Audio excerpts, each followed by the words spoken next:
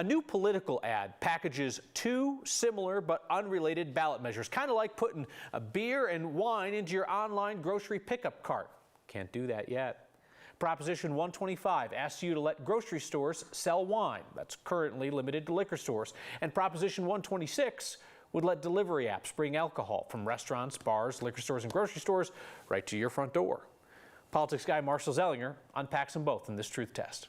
Two measures on the ballot. This political ad about Propositions 125 and 126 is not clear about which claims go with which ballot issue. The first claim is about Proposition 125. So that adults have the convenience of buying wine in a grocery store without making extra stops and adding to our to-do list. This is really yes and no, depending on how much I want to wordsmith what was just said.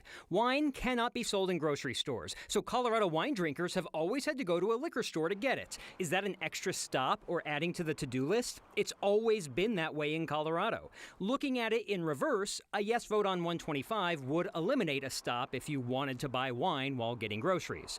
Because of changes made by state lawmakers in 2016 and 2018, grocery stores now sell full-strength beer, but wine and hard liquor still require a visit to the liquor store. Quick caveat, each grocery store is allowed one location that can sell all alcohol. The next claim in the ad is about 126. Or the convenience of ordering a bottle of wine with a takeout order delivered from a local restaurant, which could help 6,000 Colorado small businesses. This is an overstatement. Bars, restaurants, liquor stores, and grocery stores are allowed to deliver alcohol, but they have to use their own employees, not a third-party delivery service.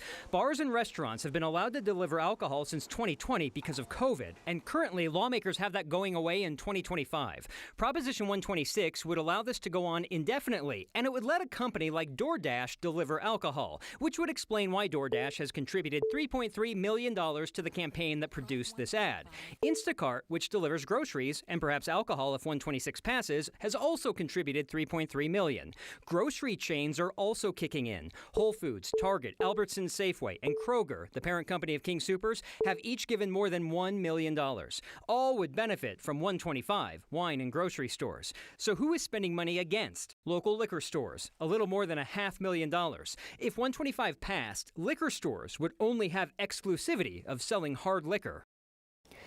It's been a while since we had the grocery versus liquor store debate. It took years for lawmakers to pass a law to allow one grocery and convenience store per chain to have full-strength beer. That was 2016. Then just 2 years later, lawmakers got rid of 3.2% alcohol beer, which meant every grocery and convenience store could have full-strength beer. Even if voters reject this, lawmakers could come back and modify some of the laws, like bars and restaurants in July 2025 can no longer deliver alcohol with their own staff. Lawmakers could just extend that if they want without voters. So you always hear with the third-party apps that it's a mixed bag for the restaurants because they mark everything up and they cut into their profits so much that they aren't really getting a whole lot out of it. Which, if I'm using it right, conspicuously absent from the contributions are local bars and restaurants. I didn't see local bars. I saw liquor stores. I saw grocery chains.